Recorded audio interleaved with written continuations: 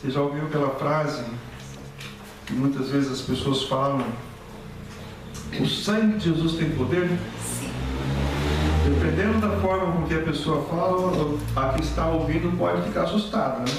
Eu vi uma vez de uma pessoa que estava sendo assaltada e ela gritou tão forte: o sangue de Jesus tem poder, que o assaltante correu.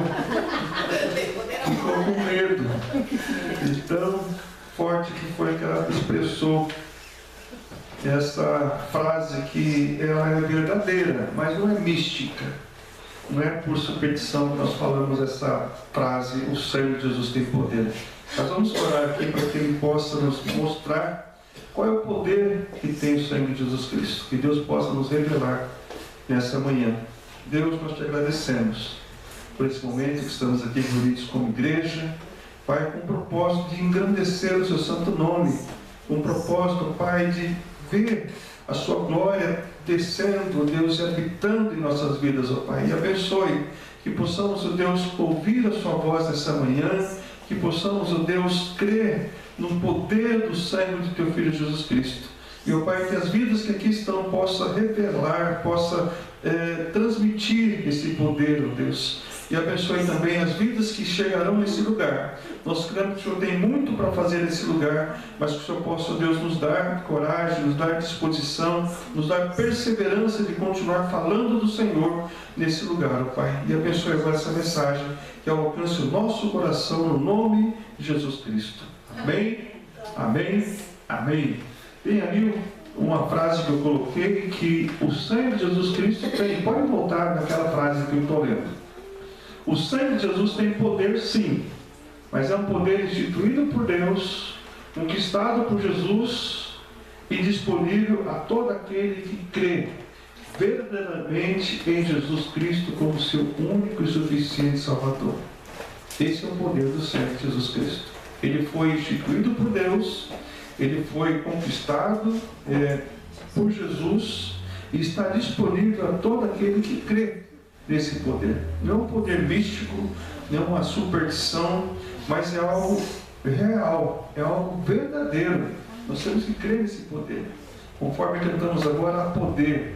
Nós queremos nos livrar dos vícios, paixões, queremos obter a salvação, mas é somente através do poder do sangue de Jesus Cristo. Toda vez que falamos da morte de Jesus Cristo, falamos ao mesmo tempo do derramamento do sangue. Tanto é que temos esse momento agora de ceia. Pode passar a próxima imagem.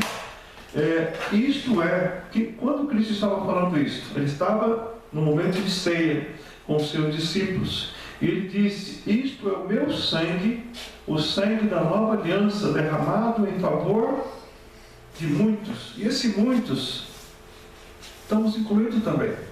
Esse muito abrange todas as pessoas que ainda irão nascer, todas as pessoas que já nasceram. Nós temos que crer que esse poder do sangue é para a nova aliança, porque a Bíblia fala que existiu uma aliança antiga. Mas a aliança antiga, ela foi escrita, conforme diz a Bíblia, em tábuas de pedra. Foi escrito pelo dedo de Deus. E aquilo que é escrito, que foi escrito, ele com o tempo o povo se perdeu. O povo perdeu essa aliança, não mais obedeceu essa aliança.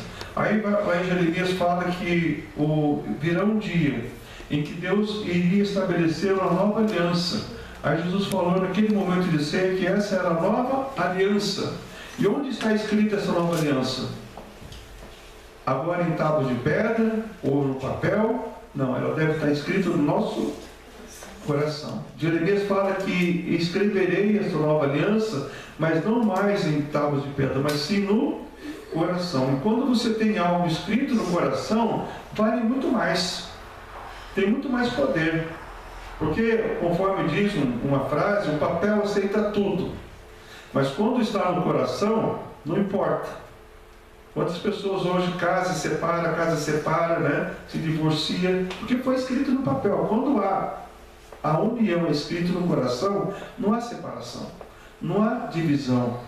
Então nós cremos nesse poder do sangue de Jesus Cristo. Ele falou em Mateus 26, no versículo 28, porque isto é meu sangue, o sangue da nova aliança derramado em favor de muitos, para a remissão de pecados. E esses muitos abrangem você e eu e também a todos aqueles que recebem Jesus como seu Salvador pessoal. Em toda a Bíblia, nós vamos ver que o sangue tem um significado muito especial. Desde o livro de Gênesis até Apocalipse, ele aparece como um elemento indispensável na redenção da humanidade. O propósito dessa mensagem, irmãos, é mostrar um pouco sobre o poder que há no sangue de Jesus Cristo. E o primeiro ponto da mensagem, pode clicar lá, o sangue de Jesus tem poder de remir e purificar os pecados. Todo o sangue de Jesus Cristo tem esse poder de purificar e remir todo o pecado. Quando nós formos olhar lá para a Bíblia, quando Deus criou o homem, no início, lá em Gênesis, diz que Deus fez a sua imagem, o homem a sua imagem e semelhança. Adão e Eva não tinham em si mesmos a semente do pecado, mas um dia foram enganados por Satanás, que os levou a duvidar da palavra de Deus e a desobedecerem uma ordem clara de Deus. Deus falou: olha, vocês cuidem do jardim, mas do fruto do conhecimento do bem e do mal, vocês não devem comer, porque no dia que vocês comerem, o que vai acontecer? Vocês certamente morrerão. Então existe ali uma palavra que Deus disse para o homem: vocês morrerão se vocês comerem do fruto. O que aconteceu? Eles duvidaram dessa verdade de Deus, dessa palavra de Deus. Então o primeiro pecado não foi a desobediência. Muitos falam que foi desobediência, mas o primeiro pecado foi duvidar. E quem duvida, desobedece. Não é isso? Para quem é pai aqui, quando os filhos duvidam da autoridade do pai, eles desobedecem. Quando a pessoa duvida da autoridade do líder que foi estabelecido por Deus, eles desobedecem também. E foi o que aconteceu com Adão e Eva. Duvidaram de que não iriam morrer e desobedeceram a Deus. E naquele momento da desobediência, Deus fez cair sobre ele uma condenação do pecado. Nós temos que entender também, a grande verdade é que o diabo sempre tenta colocar dúvidas no nosso coração. Crer nessa verdade. O diabo tenta colocar dúvida da seguinte forma: olha, você não é merecedor do sacrifício de Cristo, do perdão de Deus. O seu pecado, Deus não perdoa. Ele coloca essa dúvida no nosso coração. Tem pessoas que não se entregam a Deus, a Cristo como Salvador, porque pensam: mas nem Deus me perdoa, nem eu me perdoo. Todo pecado confessado diante de Deus, ele tem o poder de remir, de purificar todo pecado. Não existe pecado que Deus não possa perdoar. Amém? Não existe pecador que Deus não possa salvar. Então, naquele momento, quando Adão e Eva pecaram, diz lá em Gênesis 3, versículo 10, 7 a 10, que eles fizeram, eles perceberam que estavam nus. Eles já estavam nus antes, mas por que perceberam que estavam nus? É bem interessante pensar nisso, né? Lá em Gênesis 2, 25, você pode colocar esse texto, acho que eu não coloquei na projeção não. Gênesis 2, 25, vai ter que voltar lá a tela. Olha, ora um e outro, homem e sua mulher, estavam nus e não se envergonhavam.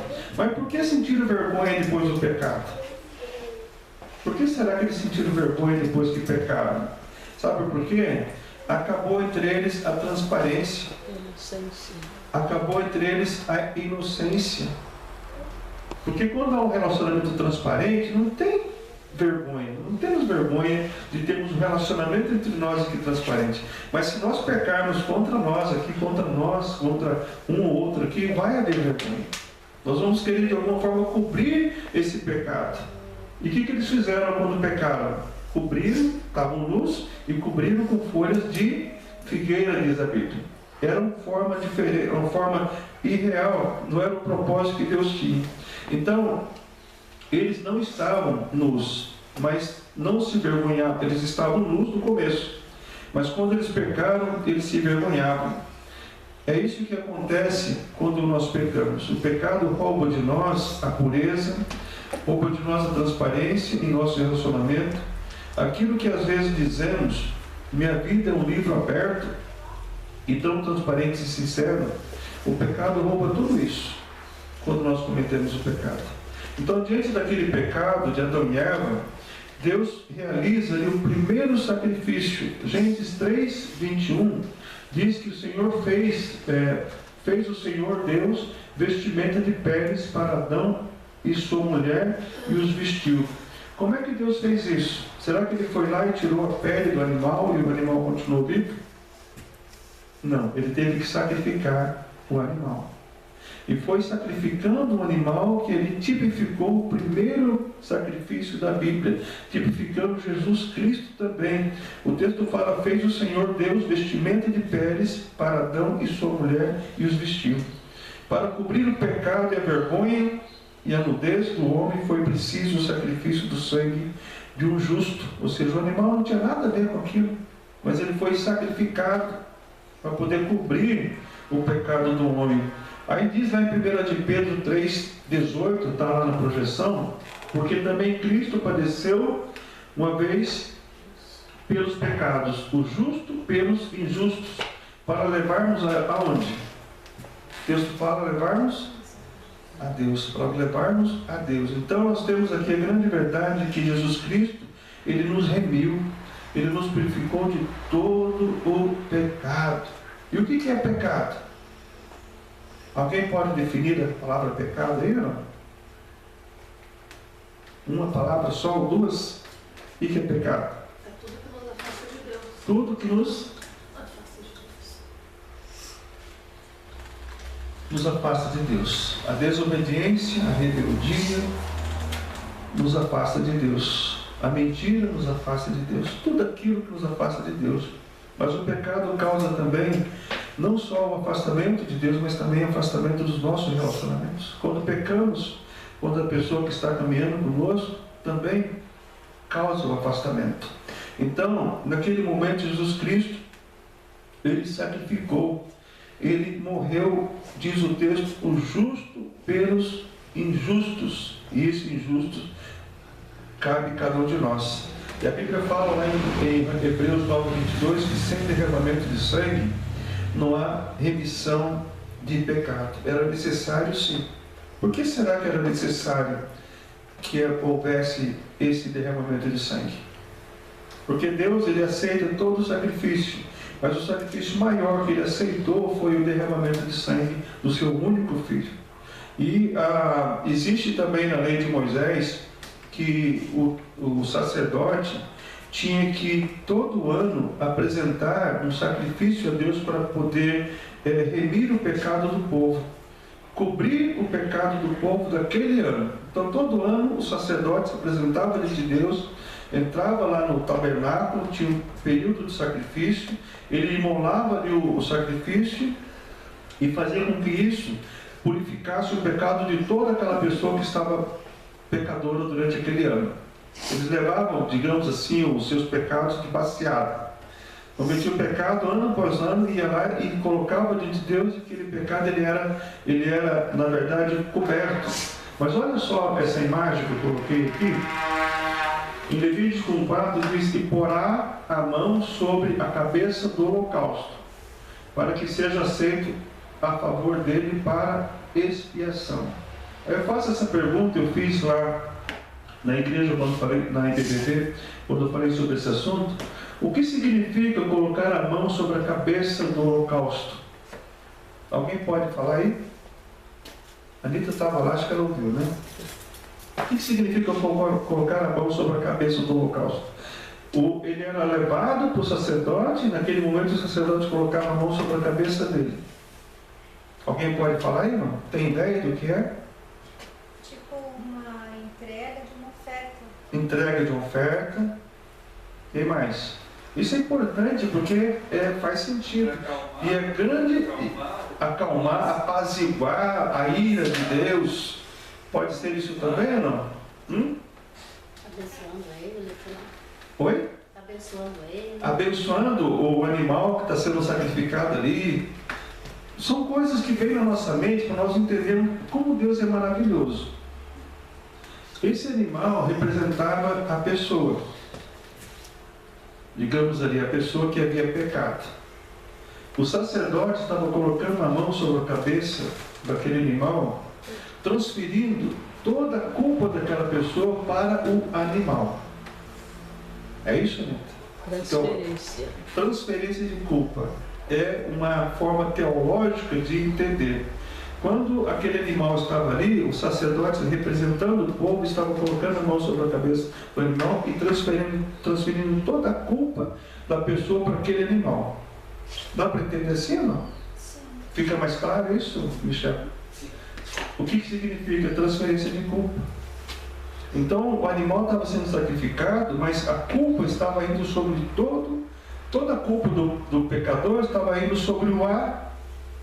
O animal pagaria o preço. O animal pagaria o preço pelo pecado daquela pessoa. Olha só que interessante. Então nós temos que tomar cuidado, vocês aqui, das pessoas que vão orar por vocês e colocar a mão na cabeça de vocês.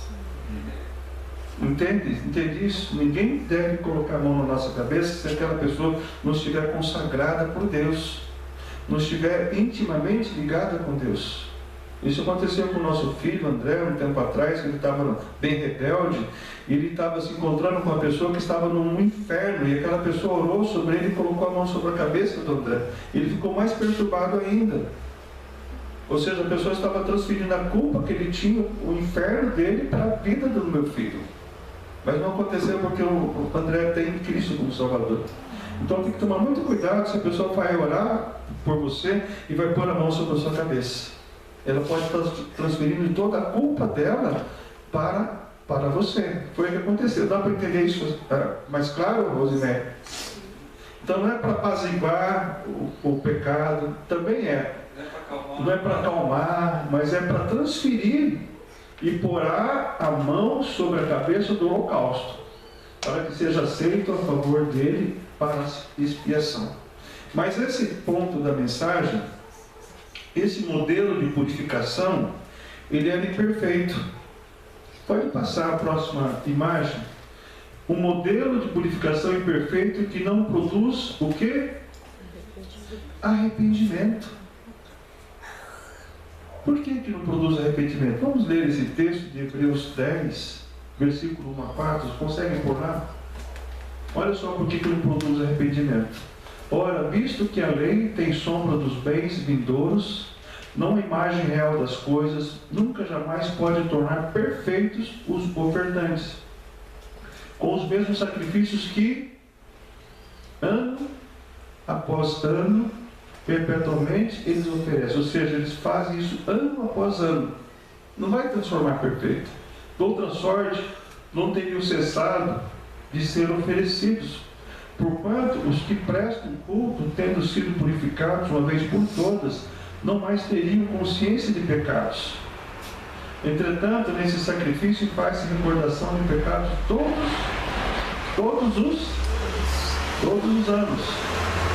Porque é impossível que o sangue de touros e de bodes remova o pecado. Então, esse texto de Hebreus capítulo 1, versículo 1 a 4, fala que todo ano eles tinham que ir lá oferecer um sacrifício para poder purificar o pecado.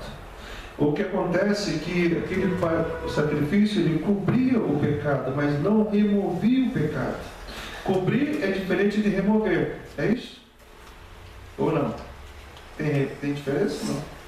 Se eu for aqui e cobrir essa ceia aqui, é uma coisa. Estou cobrindo, mas se eu tirar toda essa ceia aqui, estou removendo. Ou seja, aqui, digamos, está o pecado. Então, eu estou cobrindo o pecado. Por isso que eu falo que devemos perdoar, que o perdão cobre o pecado, mas o perdão de Cristo, ele remove totalmente o pecado. Temos que crer nessa verdade. O poder do sacrifício de Cristo, do sangue de Cristo, ele nos purifica de todo o pecado. Um outro texto que eu coloquei na projeção, 1 João 1, 7. Se porém, alguém pode ler daí bem alto? Pode ler, Rosemary? Consegue ler?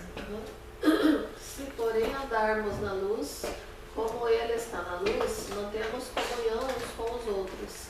E o sangue de Jesus, seu Filho, nos purifica de todo pecado. Todo pecado. Então nós temos que crer nisso. Temos que andar na luz como Ele está na luz. Porque para podermos manter comunhão com Ele e uns com os outros também. Porque o sangue dele nos purifica de todo pecado. Essa é a verdade que nós encontramos na Bíblia. E outra frase que eu coloquei também, pode ficar lá, mas o sacrifício de Cristo. Eu escolhi 2 textos ali, Hebreus 9, 12 a 14. Podemos abrir lá? Hebreus 9, 12 a 14, diz: não por meio do sangue de bodes e de bezerros, mas pelo precioso sangue, mas pelo seu próprio sangue entrou no Santo dos Santos, uma vez por todos, tendo obtido eterna redenção. Portanto, se o sangue de bodes e de touros e a cinza de uma novilha aspergidos sobre os contaminados os santificam, quanto mais a purificação da carne. 14. Muito mais o sangue de Cristo, que pelo Espírito Eterno a si mesmo se ofereceu sem mácula a Deus, purificará a nossa consciência de obras mortas para servirmos ao Deus vivo. Agora o 10 e 11 do capítulo 10, 10 e 11. É isso? Isso mesmo. Olha lá. Ora, todo sacerdote se apresenta dia após dia a exercer o serviço sagrado e oferecer muitas vezes os mesmos sacrifícios que nunca, jamais podem o quê? Remover. Ele só cobre o pecado, não remove. Isso que é verdade que acontecia todo ano. Jesus, porém, tendo oferecido para sempre um único sacrifício pelos pecados, assentou-se à destra de Deus, ou seja, à direita de Deus.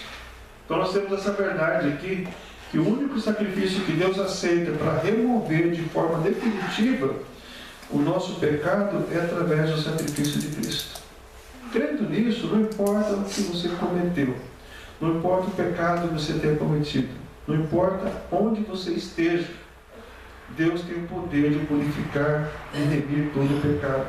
Porque nós tínhamos diante de Deus, conforme Colossenses, outra imagem, né? Nós tínhamos diante de Deus uma dívida impagável. Mas essa dívida, ela foi o quê? Ela foi riscada, ela foi cancelada diante de Deus. Imagine alguém chegar para você e falar: toda a sua dívida está sendo paga, cancelada de forma definitiva. Que maravilha isso, né? Mas a dívida maior que nós temos é o pecado. Porque a dívida que nós contraímos aqui nesse mundo, nós vamos um dia pagar, né? Devo, não levo, pago quando puder. Mas a dívida do pecado, nenhum pecador consegue pagar. É só o sangue de Cristo. É uma dívida impagável. Não é por touros, por bodes, por holocausto, por colocar a mão sobre a cabeça de um animal que nós vamos estar pagando o preço do nosso pecado. É só pelo sangue de Cristo. Porque o texto fala que ele riscou a cédula que era contra nós, nas suas ordenanças, a qual de alguma maneira nos era contrária, e atirou no meio de nós, cravando onde? Na cruz. Foi naquela cruz que ele pagou o preço de todo o nosso pecado. Então nós temos que dar glória a Deus. Porque se existe algo que nós precisamos, é do perdão do nosso pecado. Tanto nos relacionamentos que temos aqui na terra, quanto nos relacionamentos que temos para com Deus no céu. Quantas vezes alguém chegou para você para pedir perdão? Nós tivemos experiência na nossa igreja, ali na IBBB, que foram algumas pessoas lá de púlpito pedir perdão para nós, para a igreja e para mim e para a Anitta também. Foram 2 vezes que aconteceu isso, não faz muito tempo. Porque a pessoa estava com o seu pecado ali cometido, ele tinha cometido, estava remoendo a vida dele, estava em outra igreja e não conseguia trabalhar, não conseguia servir naquela igreja. Até que ele foi se consultar com o pastor e falou: pastor, o que eu faço? Vai lá e peça perdão para ele. O pastor Faustino, peça perdão para ele, para a Anitta e para a igreja também. Se você machucou, peça perdão. E ele veio com coragem no culto, foi divulgado, o culto está no YouTube, inclusive. Ele foi lá e pediu perdão. E falou: olha, eu cometi esse pecado. A única forma de libertar do pecado é quando você pede perdão. Lá em Salmo 32, pode colocar lá para nós o Salmo 32, 1. Olha só o que Davi fala: bem-aventurado aquele cuja iniquidade é perdoada, cujo pecado é coberto. Pode continuar. Bem-aventurado o homem a quem o Senhor não atribui iniquidade e em cujo espírito não há dolo. enquanto calei, vamos parar nesse versículo, enquanto calei os meus pecados, envelheceram os meus ossos pelos meus constantes gemidos todo dia. O que ele está querendo dizer com isso aí? Alguém pode falar ou não? Enquanto calei os meus pecados. Enquanto o quê? Esse calei significa o quê? Confessou. Não, a palavra calei. Enquanto calei os meus pecados, o que significa? Olhou para ele. Omitiu, enquanto Escondeu. escondi os meus pecados, enquanto coloquei embaixo do tapete os meus pecados. O que acontece? Quando você não confessa, vai acontecer isso aí. Envelhecer os meus ossos pelos meus constantes gemidos todo dia. Quando você não confessa que errou, que pecou, vai ficar perturbado. Doente. Vai ficar doente. Eu lembro do nosso filho do meio, um tempo atrás, quando era pequeno, estava na idade escolar, ele tinha cometido um erro na escola e a professora mandou uma advertência para ele, para que eu pudesse assinar, como os pais pudessem assinar. Ele chegou na sexta-feira com aquela advertência e eu tinha que assinar. Aí passou sexta, sábado, domingo, a gente percebeu que ele estava meio incomodado. Quando foi na segunda-feira, eu fui levar ele na escola. Chegando lá na escola, ele falou: pai, tem isso aqui para assinar, você pode assinar? Passou na segunda-feira, eu falei: como assim, Adriano? Agora você está me mostrando isso? Você podia ter mostrado isso antes. Por quê? Ficou com medo de apanhar. Então ele escondeu o pecado dele e no último momento ele pediu para assinar. Ele foi ter uma represália nele. Mas então, enquanto você esconde o pecado, vai acontecer isso aí, ó. Mas o que Davi fez depois disso? O 4, versículo 4. Porque a tua mão pesava dia e noite sobre mim, e o meu vigor se tornou em sequidão de estio. Mas olha o que ele fez, o 5. Confessei-te o meu pecado e a minha iniquidade, não mais ocultei. Disse: confessarei ao Senhor as minhas transgressões, e tu perdoaste a iniquidade do meu pecado. Amém? Então nós temos essa verdade aqui. Quando Deus perdoa, Ele perdoa de forma completa. Então quando Cristo rasgou a cédula que era contra nós, lá em Colossenses 2,14, Ele não rasgou de uma forma em prestação. Não foi parcelada, foi de uma vez por toda.